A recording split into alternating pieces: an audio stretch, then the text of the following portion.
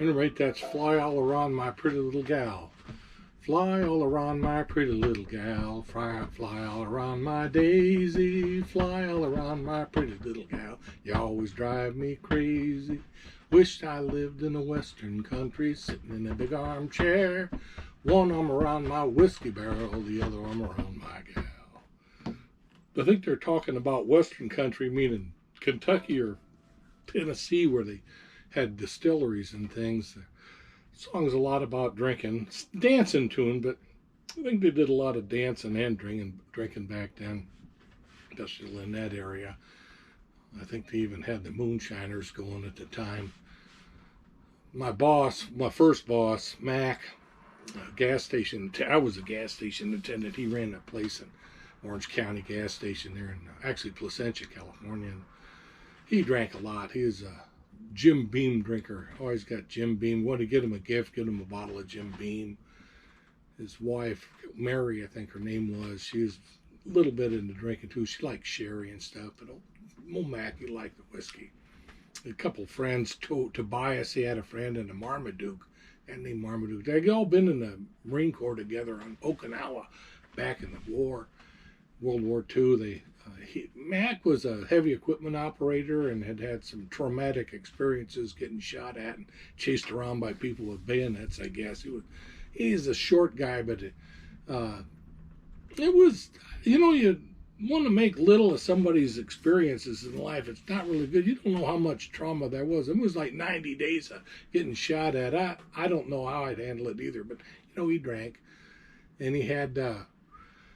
But rules, though, at work, you couldn't be drinking at work. We couldn't be drinking. He'd be drinking all day at work. He always carried a sidearm, too. He'd be drinking, and he'd be armed with a .38 special on the side, keep people from robbing him his money. Carried all his money with him most of the time. Had a floor safe that he'd work at, stuff it all down there.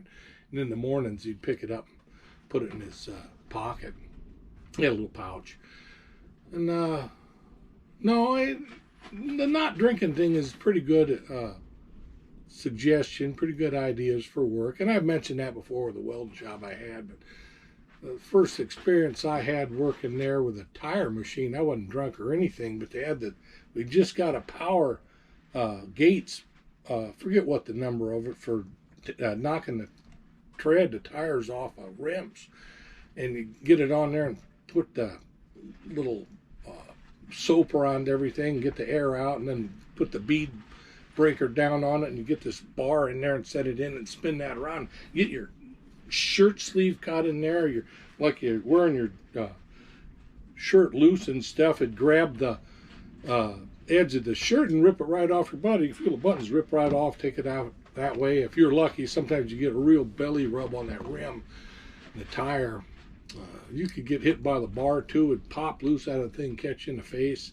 Those are bad. And being sober was important. Same with the lift, lifting cars up and down, making sure they were set right. Being drunk, that wasn't good for that either. But old Mac, he'd sit there and watch you, supervise, see you drinking, supervising.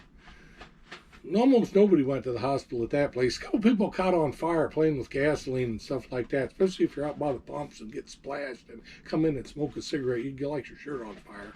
I never did that, never smoked. I was too young, and I was impressionable about not getting burnt.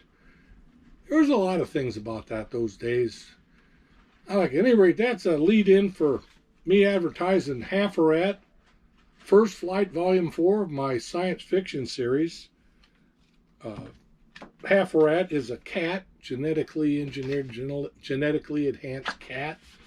a city that has a benevolent overseer and artificial intelligence that helps the surviving inhabitants of an apocalyptic Earth.